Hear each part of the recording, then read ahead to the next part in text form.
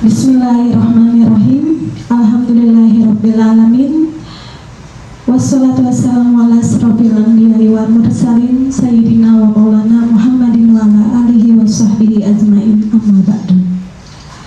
Pertama-tama marilah kita panjatkan puji dan syukur kehadirat Allah Subhanahu wa ta'ala, karena berkat rahmat dan hidayahnya kita bisa berkumpul pada hari ini di ruangan ini dalam keadaan sehat walafiat.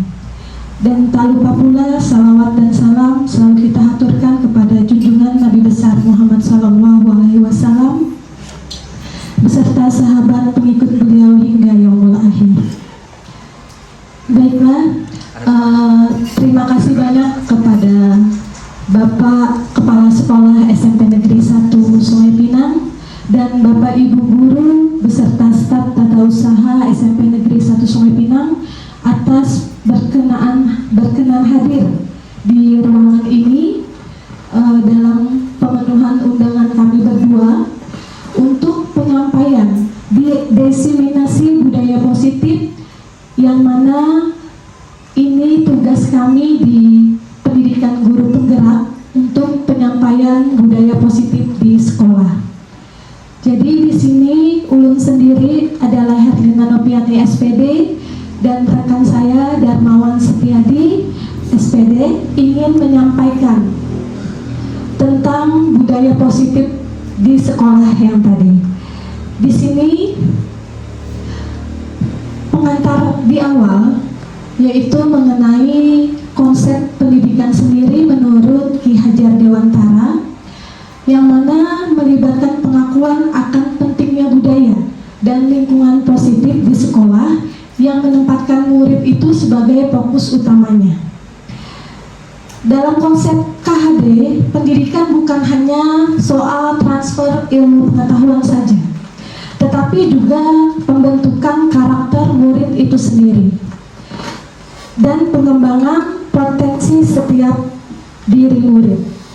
Maka kita selaku guru yang ada di sekolah kita harus bisa menciptakan budaya dan lingkungan yang mendukung, inklusif dan memberdayakan di sekolah.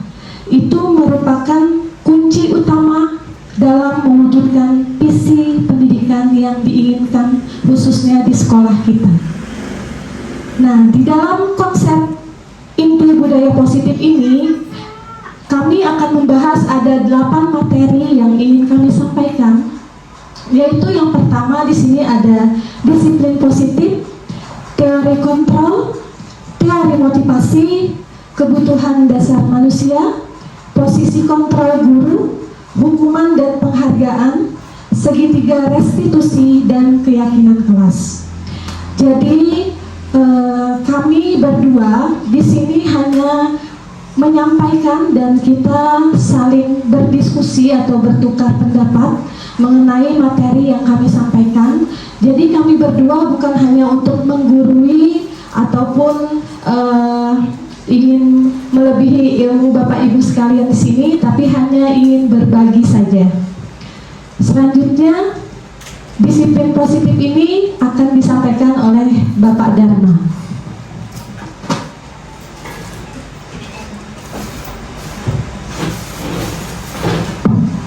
Terima kasih atas kesempatan yang diberikan oleh Ibu Elin. Di sini saya akan menyampaikan tentang disiplin positif. Nah, di sini disiplin positif mengacu pada disiplin diri yang memiliki motivasi internal.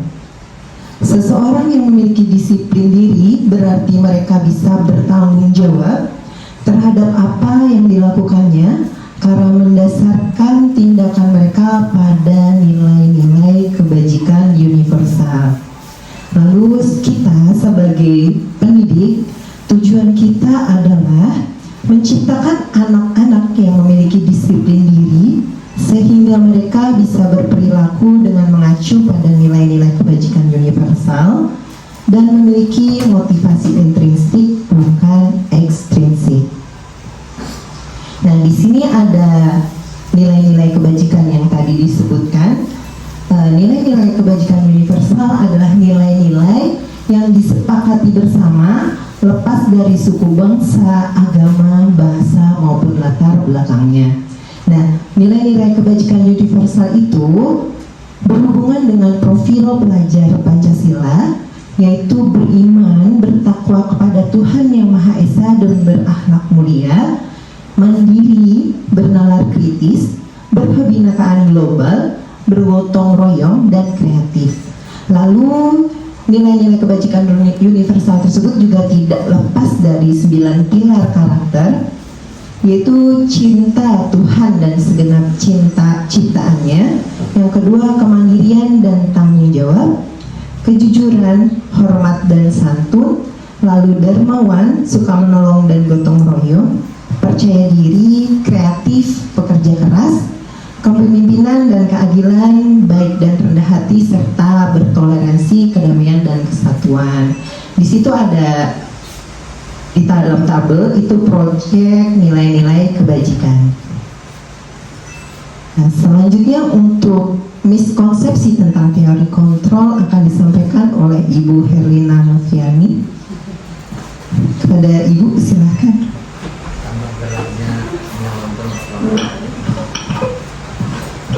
Nah, mengenai materi yang kedua, yaitu miskonsepsi tentang teori kontrol. Jadi di sini mengenai teori kontrol yang kami pelajari di pendidikan guru penggerak itu ada beberapa miskomnya atau kesalahan yang ada pada persepsi pada guru. Contohnya di sini ilusi guru mengontrol murid. Lalu ada ilusi bahwa orang dewasa itu memiliki hak untuk memaksa. Dan ilusi bahwa semua penguatan positif, efektif dan bermanfaat. Lalu ilusi bahwa kritik dan membuat orang merasa bersalah dapat menguatkan karakter. Jadi di sini teori kontrol guru itu sangat melekat pada setiap sekolah pastinya. Jadi di sini nanti kami akan membahas lebih detail lagi bagaimana sebenarnya posisi kontrol guru itu seperti apa. Setelah itu di sini ada tabel yang menyatakan bagaimana mengubah paradigma stimulus respon ke pendekatan teori kontrol. Di sini stimulus responnya misalkan ada realitas atau kebutuhan kita sama, sedangkan teori kontrolnya itu realitasnya sebenarnya kita itu berbeda. Lalu semua orang melihat hal yang sama. Seharusnya teori kontrolnya itu setiap orang itu pasti memiliki gambaran yang berbeda-beda. Lalu ada lagi di sini kita mencoba mengubah orang agar berpandangan sama dengan kita.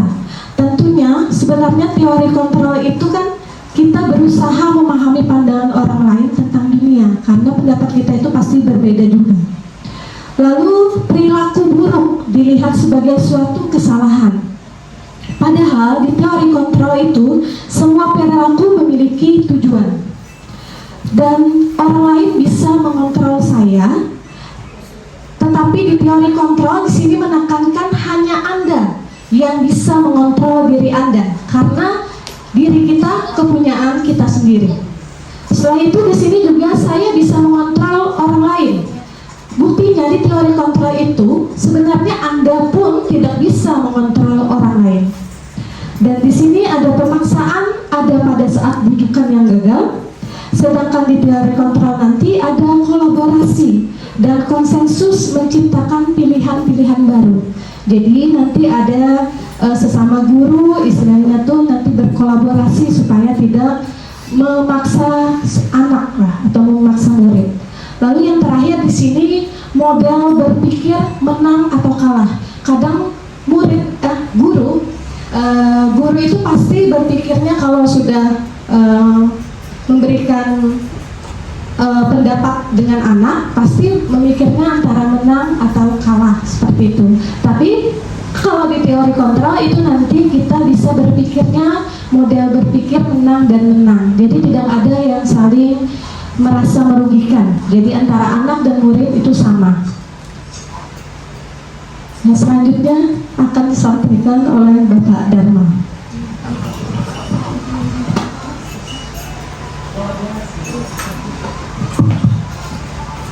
Nah, selanjutnya materi yang ketiga yaitu motivasi perilaku manusia. Nah, jadi tindak tanduk manusia itu rata-rata ada motivasi yang melatar belakanginya. Di sini ada motivasi ekstrinsik, itu untuk menghindari ketidaknyamanan atau hukuman. Jadi para kita, bukan hanya murid, terkadang pemikirannya motivasi itu untuk menghindari ketidaknyamanan atau hukuman. Lalu yang kedua, untuk mendapatkan imbalan atau penghargaan dari orang lain. Jadi kita melakukan suatu tindakan itu karena ingin mendapatkan imbalan dan penghargaan dari orang lain. Lalu untuk menjadi orang yang mereka inginkan dan menghargai diri sendiri dengan nilai-nilai yang mereka percaya, itu harus melalui motivasi dari diri sendiri, seperti itu. Lanjut, Ibu. Nah, di sini ada kebutuhan dasar manusia. Nah, di sini kebutuhan dasar manusia adalah segala sesuatu yang kita lakukan untuk mendapatkan apa yang kita inginkan. Seluruh tindakan yang kita lakukan memiliki tujuan tertentu, dan semua usaha terbaik yang kita lakukan adalah dalam rangka agar kebutuhan dasar kita terpenuhi dengan baik. Jadi masih nyambung dengan yang tadi, segala tindak tanduk kita itu ada dalam kebutuhan dasar manusia tadi. Yang pertama adalah kebutuhan bertahan hidup.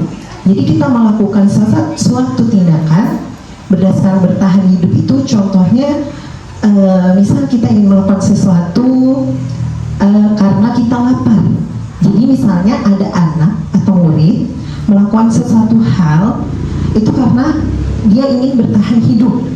Jadi karena dia lapar, otomatis dia bisa saja melakukan apa saja untuk memenuhi kebutuhannya yang lapar tadi.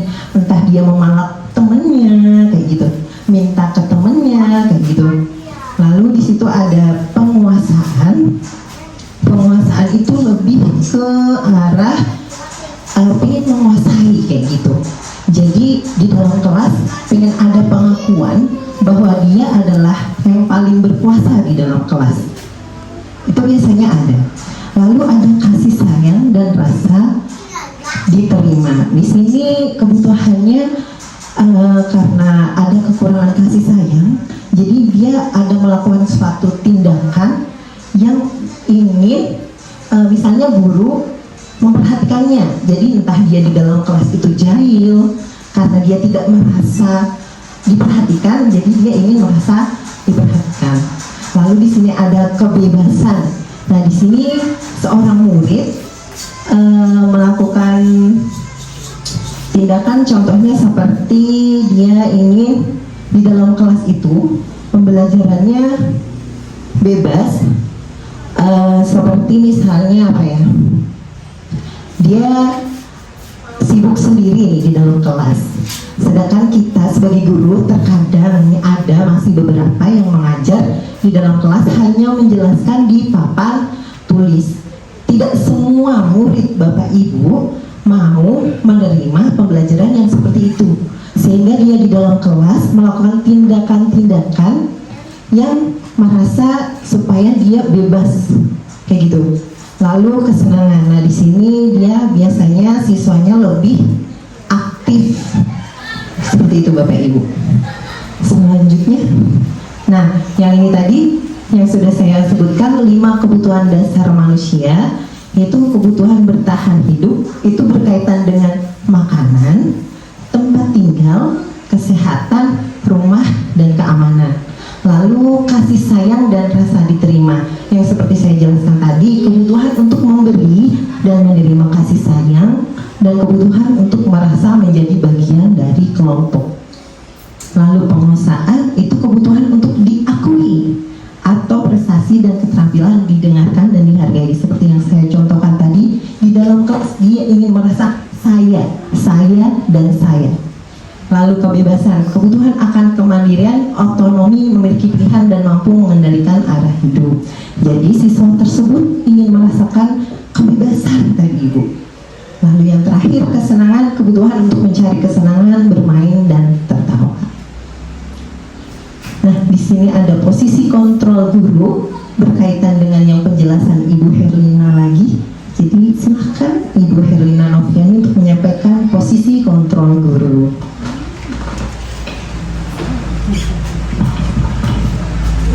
Ya, terima kasih Bapak Dharma. Jadi materi selanjutnya yaitu mengenai posisi kontrol guru. Jadi di dalam pendidikan guru penggerak ada 5 posisi kontrol guru yang kami pelajari dan nantinya akan kita bersama-sama untuk membahas mengenai kontrol guru ini. Jadi yang pertama itu ada posisi guru yang menghukum. Ada yang juga membuat merasa bersalah.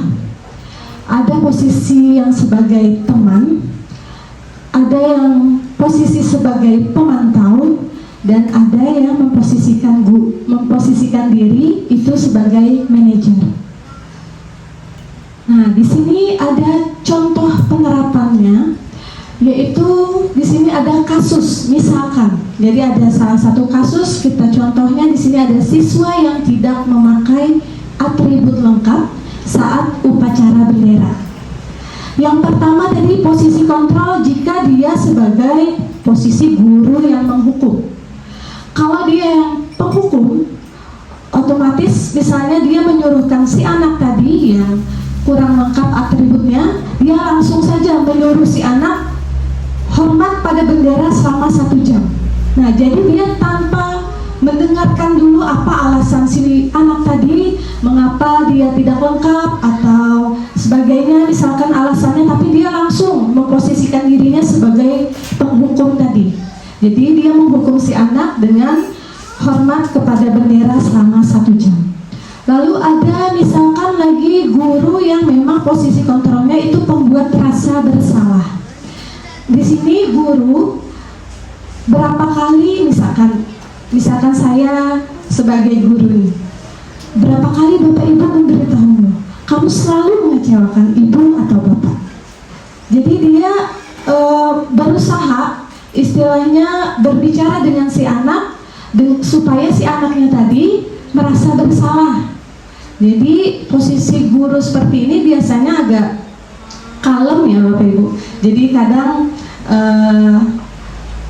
guru yang memang memang baik lah. Nggak baik juga sih sebenarnya, cuman ya itu tadi karena dia tidak tegaan mungkin terhadap atau menghukum anak tadi, jadi dia kayak membuat si anak merasa bersalah aja dulu kayak gitu. Jadi selanjutnya misal ada juga di sini posisi kontrol guru yang sebagai teman. Jadi kalau dia sebagai teman, dia memposisikan dirinya dengan si anak tadi hanya dia memposisikan diri sebagai teman ini, misalnya kata-katanya itu dia mengajak. Jadi mengajak si murid supaya dia nantinya tidak lagi tidak memakai atribut yang tidak lengkap. Jadi minggu depan misalnya dia sudah memakai atribut lengkap karena tadi dia diingatin terus sama si gurunya tadi. Misalnya di sini, ayo dong ikuti aturan sekolah, tolong bantu ibu atau bapak ya sekali ini. Ya sudah, tidak apa-apa, lain kali jangan sampai berbuat seperti ini lagi ya. Nah, jadi istilahnya sebagai posisi teman itu murid merasa diberikan kesempatan istilahnya, tetapi sebenarnya nanti kita lihat di penyelesaiannya seperti apa. Jadi dulu yang penting di posisi kontrol guru sebagai teman ini, dia mengajak siswanya dan memaafkan kesalahan siswa yang untuk pertama. Selanjutnya kalau posisi pemantau itu ada misalkan kamu sudah melanggar peraturan sekolah, kamu tahu konsekuensinya. Setelah upacara kamu beli atributnya ke koperasi dan jangan diulangi lagi. Nah, jadi ini kalau di pemantau ini sebenarnya dia seorang guru itu ada memiliki ketegasan juga. Dia mengingatkan apa hukum hukuman atau konsekuensi yang misalnya kalau dilanggar itu apa, seperti itu. Setelah itu dia memberikan masukan supaya tidak mengulanginya lagi ke depannya. Nah, selanjutnya di sini ada posisi kontrol guru yang terakhir, yaitu sebagai manajer. Jadi di posisi guru sebagai manajer ini kita sebagai guru terlebih dulu mengarahkan murid mengetahui dulu alasan kenapa dia berbuat seperti itu misalnya. Jadi tidak memakai atribut lengkap itu alasannya apa. Jadi kita bisa sebagai guru misalnya mendengarkan alasan mereka kenapa, misalnya apa kamu tahu kesalahanmu. Jadi membuat si anak dulu sadar akan kesalahannya, lalu kira-kira bagaimana kamu memperbaiki kesalahanmu. Jadi bukan kita yang istilahnya sebagai guru yang memberikan penyelesaian istilahnya, tetapi kita serahkan ke anaknya dulu supaya si anak tadi bisa sadar dengan sendirinya, sehingga nanti terbangun motivasi intrinsik atau motivasi yang ada dalam dirinya, bukan dari gurunya. Nah, di sini ada tayangan YouTube mengenai penjelasan posisi kontrol guru.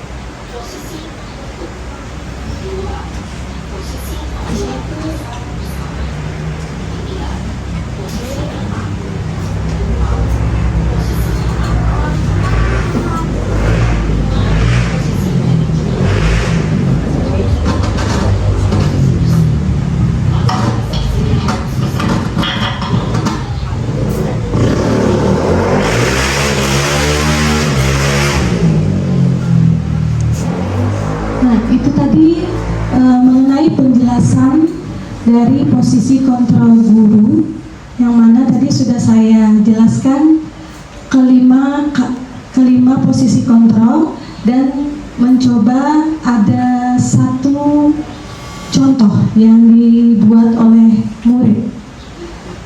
Selanjutnya, nah di sini Bapak Ibu kita berdua ingin mengajak diskusi dengan Bapak Ibu. Menurut Bapak Ibu sekalian, posisi kontrol apakah aku? Saya kecewa sekali dengan kamu. Menurut Bapak Ibu, itu posisi kontrol apa?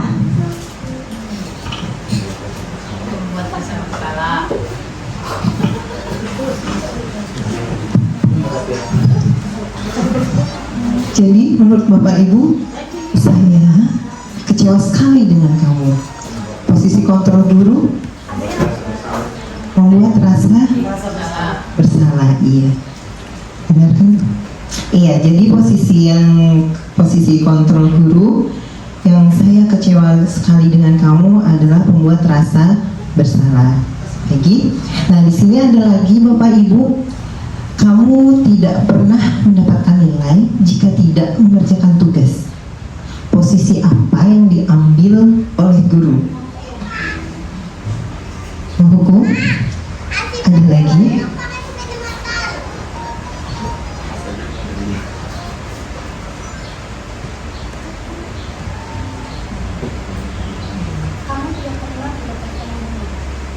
Kamu tidak pernah mendapatkan nilai jika tidak mengerjakan tugas. sebagai pemantau, manajer, penghukum. Di sini kamu tidak pernah mendapatkan nilai jika tidak mengerjakan tugas sebagai penghukum ya Bapak Ibu, karena ada konsekuensi yang dia peroleh seperti itu.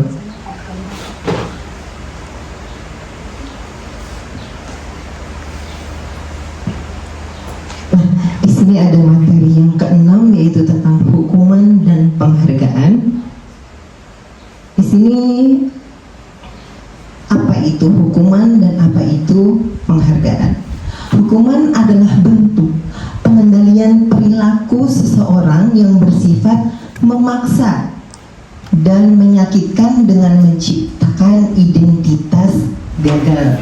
Lalu penghargaan adalah bentuk pengendalian perilaku seseorang dengan suatu benda atau peristiwa yang diinginkannya yang dibuat dengan persyaratan seperti itu. Jadi itu perbedaan hukuman dan penghargaan. Oke, next aja Ibu.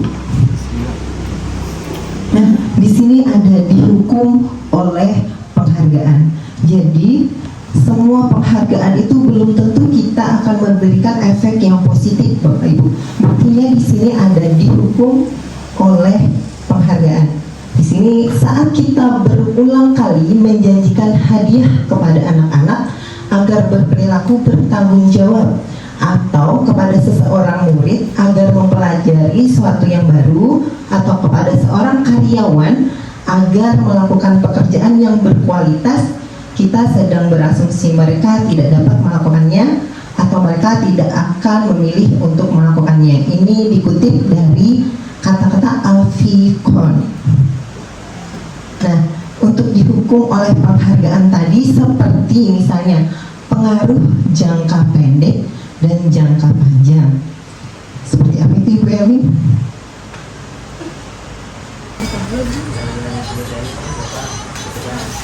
Jadi dihukum oleh penghargaan.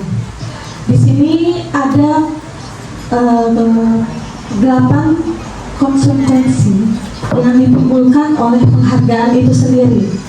Jadi sedikit cerita, saya pun di awal mengajar atau menghadap waktu beberapa tahun yang lalu, saya juga berpikir kalau suatu penghargaan itu bisa memotivasi siswa. Jadi saya selalu memberikan reward kepada murid saya untuk bisa kayak berlomba-lomba, misalnya rajin dalam belajarnya. Terus misalnya dalam pembelajaran saya itu misalkan menjawab soalnya atau menjawab kuis itu ada mendapatkan suatu hadiah misalkan. Nah itu saya lakukan sampai saat ini sebenarnya. Tapi setelah saya mengikuti program guru pendidikan guru penggerak ini, di sini saya merasa sadar ternyata tidak semua penghargaan yang saya berikan itu bermanfaat untuk murid saya. Makanya di sini ternyata ada dihukum oleh penghargaan. Jadi ada 8 di sini yang dibahas, yaitu yang pertama pengaruh jangka pendek dan jangka panjang. Jadi di sini pengaruh jangka pendeknya, murid itu dia kalau kita memberikan suatu motivasi dengan penghargaan atau imbalan tadi, mereka pada waktu tertentu misalnya mengerjakan sesuatu itu memang berusaha selalu istilahnya menjadi murid yang rajin misalkan, karena tadi ada suatu penghargaan atau imbalannya tadi, maka murid merasa selalu ingin rajin. Tetapi pengaruh kalau jangka pendeknya itu memang efektif sebenarnya.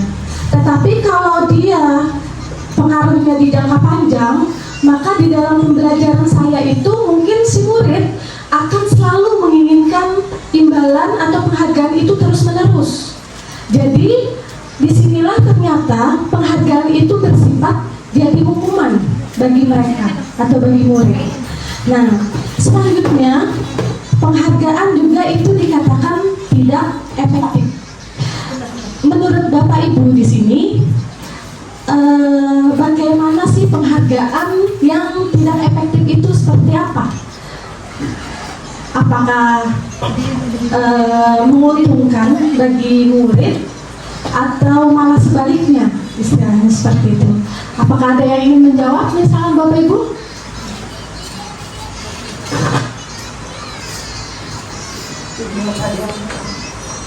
Atau ada yang ingin memberikan contoh misalnya penghargaan tidak efektif itu seperti apa?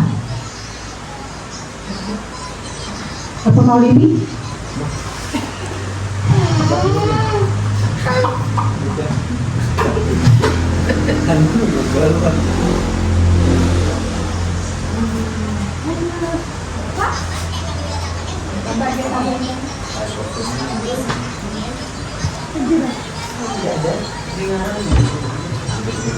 Ya, penghargaan tidak efektif itu tadi seperti yang saya jelaskan di pertama, sebenarnya dia sama halnya dengan pengaruh jangka pendek dan jangka panjang, yang mana kalau kita memberikan suatu penghargaan itu secara terus-menerus ke anak-anak itu atau murid kita itu, lama-kelamaan sebenarnya dia menginginkan imbalan itu terus kan. Jadi kalau dia tidak mendapatkan imbalan atau tidak mendapatkan penghargaan, maka murid itu pasti merasa kecewa. Jadi ada rasa kecewa di dalam dirinya karena tidak mendapatkan imbalan atau penghargaan itu. Sehingga di sini dikatakan penghargaan itu tidak efektif, penghargaan merusak hubungan, penghargaan mengurangi ketepatan, penghargaan menurunkan kualitas, penghargaan juga bisa mematikan kreativitas, penghargaan itu menghukum, dan motivasi dari dalam diri. Untuk contohnya bisa disampaikan oleh Bapak Darmawan. Iya, terima kasih kepada Ibu Herlina.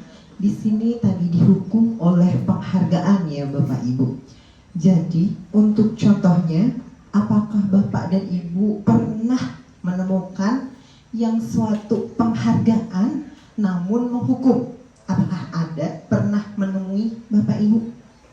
Sebelum saya memberikan contoh, apakah Bapak dan Ibu pernah mengalaminya sendiri atau pernah melihat sendiri di lapangan? Mungkin ada beberapa yang mau mencontohkan. Bisa hands up, raise hand. Ayo Bapak, Ibu silahkan. Ya, Ibu Ceriani boleh mic-nya. Contoh dihukum oleh penghargaan mungkin seperti gini. Saat kita di kelas ada siswa kita yang sama-sama bisa menjawab, tapi kita hanya memberikan penghargaan kepada satu orang aja, sehingga satu orang yang lainnya terabaikan. Lalu dia tidak termotivasi lagi, lalu buat apa ngejawab lagi, atau tidak ada punya penghargaan gitu. Mungkin seperti itu. Terima kasih. Iya, benar ya. Seperti yang Ibu Ceriani tadi sampaikan, itu adalah sebuah contoh penghargaan yang merusak hubungan. Bisa juga. Nah, jadi itu salah satu contoh dihukum oleh penghargaan. Terima kasih kepada Ibu Ceriani telah berbagi di sini bersama kita. Oke, selanjutnya, apakah ada lagi Bapak Ibu yang ingin memberikan contoh lagi, di mana di situ adalah memberikan sebuah penghargaan niat kita, namun ternyata penghargaan tersebut menghukum? Apakah ada lagi dari Bapak dan Ibu yang ingin berbagi?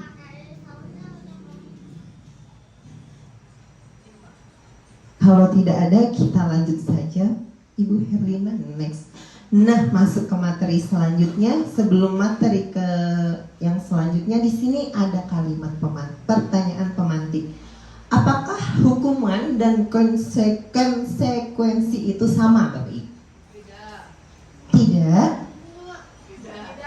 Ya, terima kasih atas kesempatan yang diberikan kepada saya.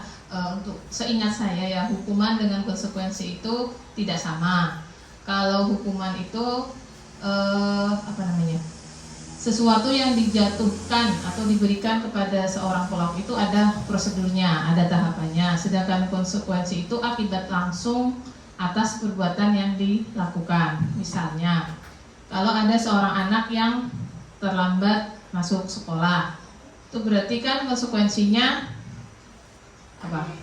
Konsekuensinya misalnya disuruh ketinggalan pelajaran, ya itu termasuk konsekuensi karena akibat langsung dari perbuatannya. Sedangkan hukuman itu misalnya terlambat waktu pelajaran olahraga. Nah, oleh Pak Maulidi itu si anak itu dihukum untuk lari keliling lapangan misalnya 10 kali. Nah, itu hukuman. Sudah tahu Pak ya? Itu untuk itu coba. Ya, saya kembalikan kepada. Iya, terima kasih banyak kepada Ibu Rahmi. Tadi Ibu Rahmi mencontohkan hukuman dan konsekuensi. Jadi apabila siswa terlambat, tadi kata Ibu Rahmi, konsekuensinya adalah ketinggalan pelajaran. Iya, benar Bapak Ibu. Karena dia terlambat tadi, jadi dia ketinggalan pelajaran. Lalu hukumannya kata Ibu Rahmi tadi, apabila di jam pelajaran olahraga siswa tersebut dihukum lari keliling lapangan 10, dan itu memberikan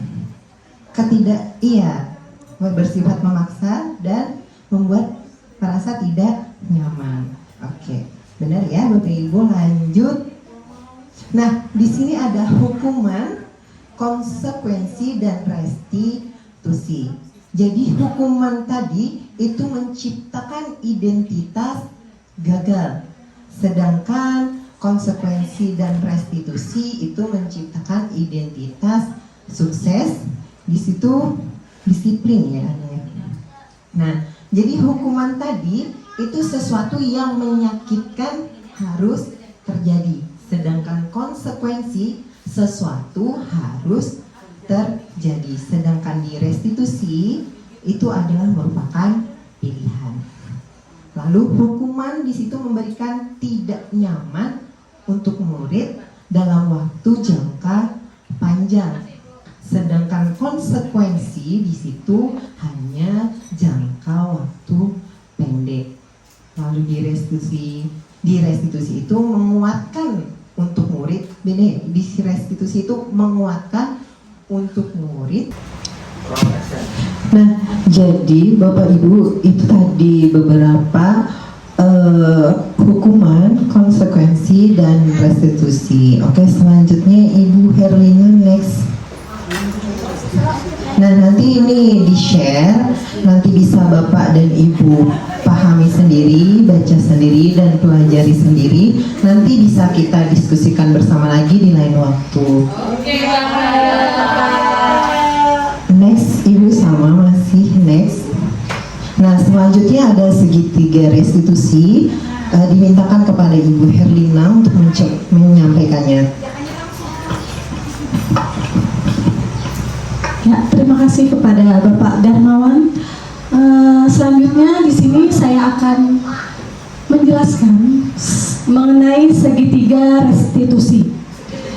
Nah, jadi di sini tadi sebelumnya itu ada mengenai hukuman, konsekuensi, dan restitusi. Nah, di sini kita masuk ke segitiga restitusinya. Apa pengertian dari segitiga restitusi itu? Di sini segitiga restitusi merupakan sebuah tahapan yang dapat dilakukan oleh seorang guru untuk melakukan restitusi. Yang mana restitusi tersebut yaitu proses menciptakan kondisi bagi si murid itu untuk memperbaiki kesalahan mereka. Jadi yang namanya segitiga pasti berbentuk segitiga. Nah, jadi di dalamnya di sana ada 3 tahapan. Ada 3 tahapan yang dilakukan untuk penyelesaian atau memperbaiki suatu kesalahan murid itu tadi, yaitu yang pertama di situ validasi tindakan yang salah, lalu ada menstabilkan identitas, dan yang terakhir itu ada menanyakan keyakinan. Jadi di sini yang pertama dulu menjelaskan mengenai menstabilkan identitas. Hal yang dilakukan guru apabila ada seorang anak yang bersalah, itu yang pertama langkahnya yaitu menstabilkan identitas si muridnya dulu. Jadi para guru itu mengubah identitas anak dari orang yang gagal karena melakukan kesalahan menjadi orang yang sukses. Jadi contohnya misalnya di situ kita sampaikan kepada anak, kita ajak anak untuk berdiskusi berdua secara tertutup, misalnya di satu ruangan. Lalu untuk menstabilkan identitasnya itu kita tanyakan ke mereka. Contohnya misalnya berbuat salah itu tidak apa-apa nak. Lalu tidak ada yang manusia yang sempurna. Lalu ada lagi, saya juga pernah melakukan kesalahan seperti itu. Selanjutnya Bapak Ibu tidak tertarik mencari siapa yang salah, tapi Bapak Ibu ingin mencari solusi dari permasalahan ini. Lalu di sini ada lagi misalkan kamu berhak merasa begitu. Dan yang terakhir, apakah kamu sedang menjadi teman yang baik buat dirimu sendiri? Nah, jadi di sini kita mencoba menstabilkan identitasnya tanpa menyalahkan si anaknya. Selanjutnya langkah kedua yaitu mengenai validasi tindakan yang salah. Di sini artinya menunjukkan kalau guru itu memahami alasan dibalik tindakan murid melakukan suatu kesalahan tadi. Contohnya kita bisa tanyakan ke murid, padahal kamu bisa melakukan yang lebih buruk dari ini ya. Terus kamu pasti punya alasan mengapa melakukan hal itu. Kamu patut bangga pada dirimu sendiri karena kamu telah melindungi sesuatu yang penting buatmu. Lalu ada lagi, kamu boleh mempertahankan sikap itu, tapi kamu harus menambahkan sikap yang baru. Nah, jadi seperti itu beberapa contoh kalimat yang bisa memvalidasi tindakan si anak tadi yang berbuat salah. Selanjutnya ada langkah yang terakhir yaitu menanyakan keyakinan. Jadi kalau kita sudah tadi menstabilkan identitasnya, lalu menanyakan alasan-alasannya, yang terakhir ini kita menanyakan keyakinan si anak dengan cara misalnya menghubungkan sikap si anak tadi dengan nilai-nilai yang dia percaya, atau kita hubungkan dengan nilai-nilai kebajikannya tadi, yang mana berpindah menjadi orang yang dia inginkan sendiri. Jadi tanpa kita yang menyuruh, tapi kesadaran dari si muridnya. Contohnya di sini kalimatnya, apa yang kita percaya sebagai kelas atau keluarga. Lalu apa nilai-nilai umum yang telah kita sepakati. Terus ada lagi kalimat misalnya, apa bayangan kita tentang kelas yang ideal. Terus kamu mau jadi orang yang seperti apa? Nah, jadi kita bisa menanyakan ini ke anak sehingga dia bisa mengeluarkan pendapatnya itu tentang nilai-nilai yang memang dia percaya dari dalam dirinya sendiri, bukan paksaan atau solusi dari kita. Nah, sehingga disinilah yang dikatakan restitusi itu menjadi hal yang pembentuk murid yang memang ideal, atau penyelesaian permasalahan yang memang itu yang dibuat oleh si murid tapi juga diselesaikan oleh murid. Ya, baiklah, ini penerapan segitiga restitusi yang sudah kami lakukan berdua kemarin dengan murid, yang mana kami membuat 2 skenario kasus permasalahan murid, dan ini kami tampilkan untuk Bapak Ibu lihat sekalian. Silakan Bapak Darmawan.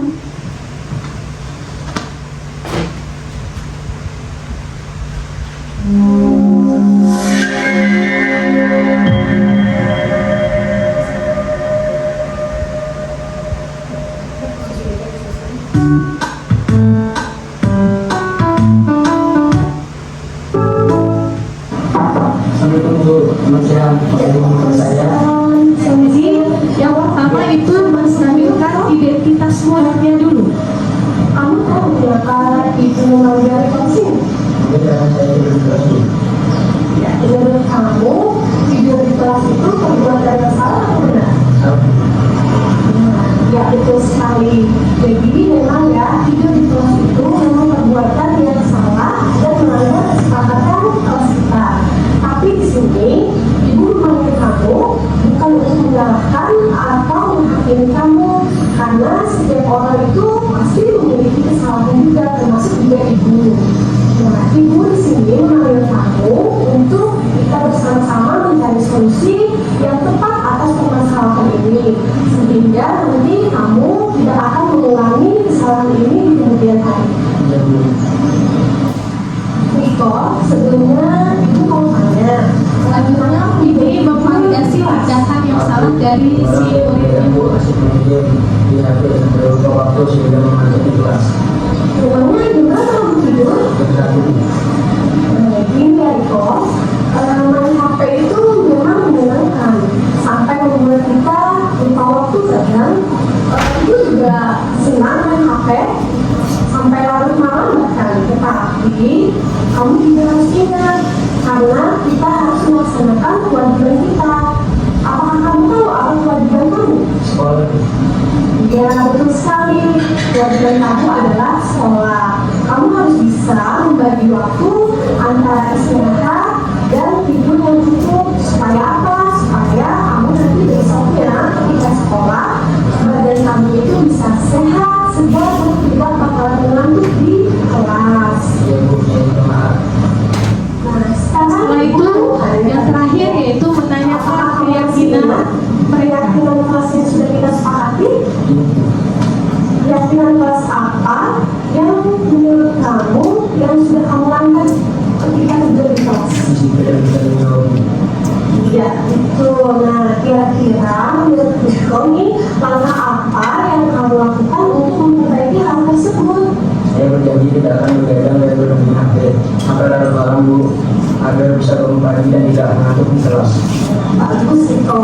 Jadi ibu harapkan kamu di sini bisa menepati janji kamu untuk mengatur waktu dan disiplin di sekolah agar apa? Agar kamu nanti bisa menjadi anak yang hebat. Tetap semangat ya. Ya Bu, terima kasih. Ya, sama-sama. Sekarang kamu bisa kembali ke kelas Niko. Terima kasih Bu, selamat siang. Siang. Assalamualaikum Bu. Nah, selanjutnya ini ada kasus yang diselesaikan oleh Bapak Darmawan Setiadi dalam penerapan segitiga restitusi.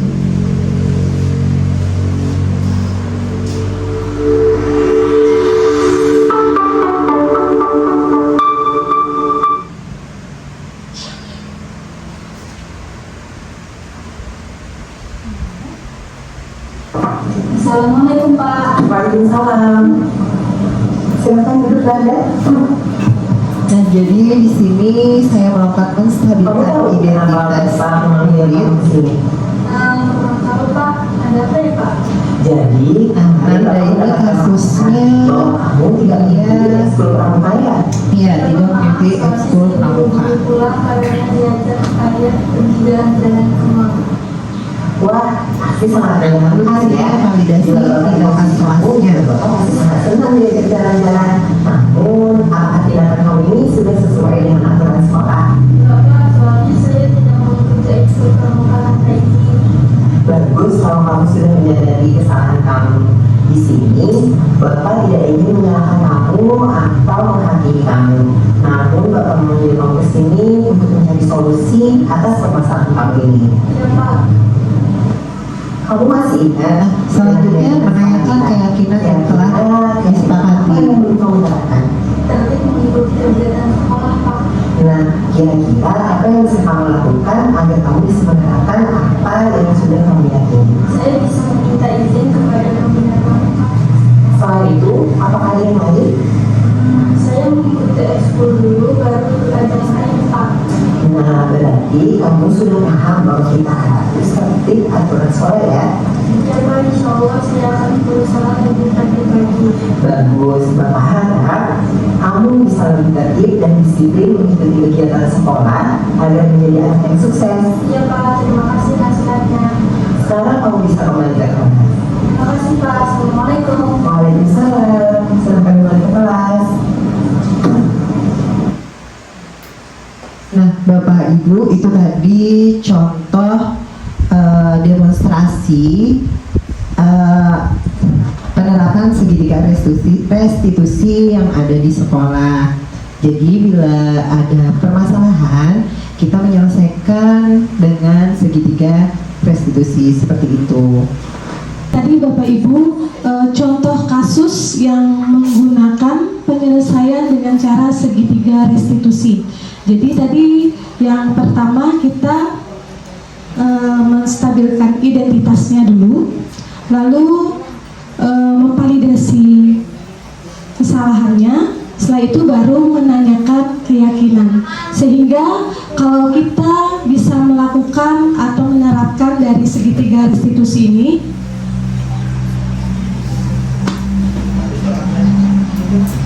kita bisa menyelesaikan permasalahan siswa itu dari motivasi yang ada pada diri siswa tersebut. Jadi posisi kita juga di situ bukan posisi yang menghukum ataupun misalnya sebagai teman dan pemantau, tetapi di situ diharapkan guru itu memposisikan dirinya sebagai manajer.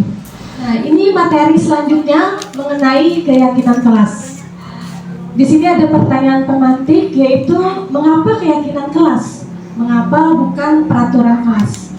Sedangkan selama ini mungkin kita mengenalnya atau terbiasa dengan menyebutkan dengan peraturan kelas.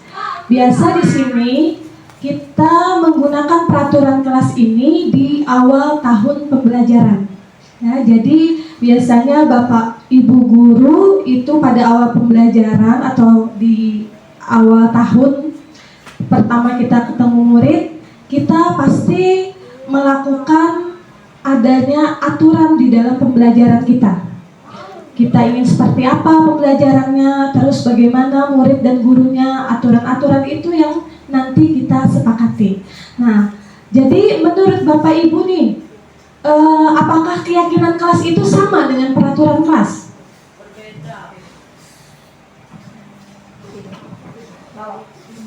Berbeda.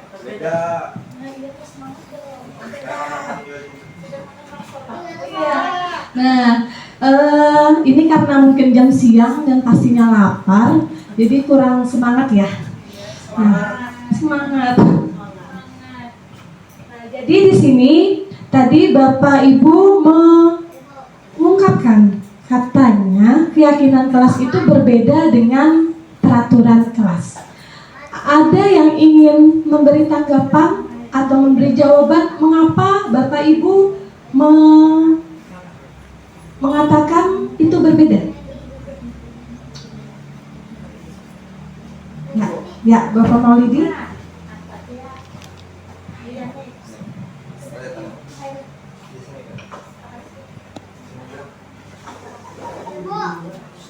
Assalamualaikum warahmatullahi wabarakatuh. Masih semangat. Ini menurut saya saja ya, mungkin nggak masuk dalam teori dan segala macamnya. Keyakinan kelas itu kayaknya dibentuk dari kesepakatan warga kelas atau para peserta didik dan pendidik sekalian. Kalau peraturan biasanya itu dari pendidik atau satu pihak saja yang membuatnya. Jadi kalau keyakinan kelas karena sudah diyakini ada sedikit lah dorongan dalam hati siswa untuk melaksanakannya. Mungkin itu saja dari saya. Saya ucapkan terima kasih.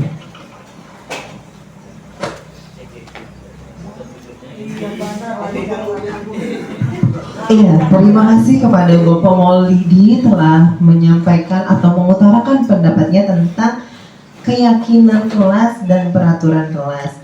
Nah, benar seperti apa yang Bapak Maulidi bilang tadi, keyakinan kelas itu telah kita yakini, kita sepakati dan bukan dari hanya guru saja, melainkan dari seluruh warga yang ada di sekolah maupun kelas. Nah, seperti itu. Dan kebanyakan peraturan kelas itu menggunakan kata-kata negatif seperti buanglah sampah pada tempatnya, seperti itu, atau jangan berbicara di dalam kelas. Nah, dalam keyakinan kelas kita menggunakan kata-kata yang lebih positif, seperti itu Bapak Ibu. Oke, next Ibu. Nah, seperti yang tadi Bapak Mauli diutarakan beberapa, di sini pembentukan keyakinan kelas. Di situ ada yang satu bersifat abstrak, dua berupa pernyataan universal, yaitu pernyataan umum, dan tadi seperti yang saya bilang, yang tiga dibuat dalam pernyataan positif. Yang keempat sedikit saja agar mudah diingat, berbeda dengan peraturan kelas yang selama ini kita buat. Lalu yang kelima sesuai dengan kondisi kelas dan sekolah. Yang terakhir, semua siswa dilibatkan dalam membuat keyakinan kelas. Nah, itu contoh keyakinan kelas yang telah dibuat dan disepakati bersama. Tadi menggunakan kalimat yang positif, berdoa sebelum dan sesudah aktivitas. Iya, jadi kata-kata yang digunakan itu menuju ke nilai-nilai kebajikan universal yang ada di materi awal tadi. Nah, di situ saling tolong menolong. Lalu hadir tepat waktu. Itu kalimat yang positif. Kalau kalimat negatifnya jangan datang terlambat. Seperti itu ya Bapak Ibu. Jadi menggunakan kata positif yaitu hadir tepat waktu. Lalu di sini menjaga kebersihan kelas. Nah, menjaga kebersihan kelas ini kalau sebelumnya dalam peraturan kelas dalam bahasa dengan menggunakan kata negatif itu buanglah sampah pada tempatnya. Itu iya, kurang ya. Jadi di sini kita secara umum tadi menjaga kebersihan kelas. Lalu di situ jujur dan bertanggung jawab. Itu contoh negatifnya seperti jangan mencontek. Nah, lalu di situ kita harus juga sopan santun. Oke, next. Nah, di sini penutup saya kembalikan kepada Ibu Herlina Noviani. Terima kasih Bapak Darmawan. Nah, di sini kita di penghujung acara yaitu penutup. Di penutup ini kami mengharapkan adanya penerapan bagi seluruh Bapak Ibu guru untuk bisa kita bersama-sama dalam menerapkan program disiplin positif ini tadi, yang mana hendaknya guru itu memiliki standar kepribadian profesional dan sosial yang baik, di mana guru mampu berefleksi pada posisi kontrolnya saat ini, bagaimana perjalanan dirinya sebagai seorang among atau posisi manajer tadi, yang menuntun murid-murid menjadi insan yang mandiri, merdeka, dan bertanggung jawab. Jadi setidaknya tadi ada beberapa contoh perlakuan kita sebagai guru untuk menerapkan kepada murid-murid kita yang melakukan kesalahan misalkan. Jadi kita bisa menyelesaikannya tanpa harus menyalahkan si anak atau si muridnya tadi. Jadi di sini kita bersama-sama untuk bisa belajar menjadi pribadi yang lebih baik lagi dalam menuntun murid. Karena tadi seperti yang dikatakan oleh Ki Hajar Dewantara, yang mana pendidikan itu sebenarnya berpihak pada murid. Nah, seperti itu. Sekian, terima kasih atas waktu yang diberikan. Di sini saya selaku calon guru penggerak mengucapkan terima kasih, dan apabila ada kata-kata yang salah ataupun kurang berkenan di Bapak Ibu. Di sini saya jujur bukan untuk menggurui, tapi kita hanya berdiskusi, sharing, berbagi pengalaman, dan mudah-mudahan ini bisa bermanfaat bagi kita semua. Saya ucapkan wabillahi taufiq wal hidayah. Atau sebelumnya minta maaf kalau ada Bapak Darmawan ada ingin yang disampaikan atau sudah cukup? Iya, terima kasih, sudah cukup katanya. Baiklah, saya tutup presentasi kami pada hari ini. Saya akhiri, wabillahi taufiq wal hidayah. Wassalamualaikum warahmatullahi wabarakatuh. Waalaikumsalam warahmatullahi wabarakatuh.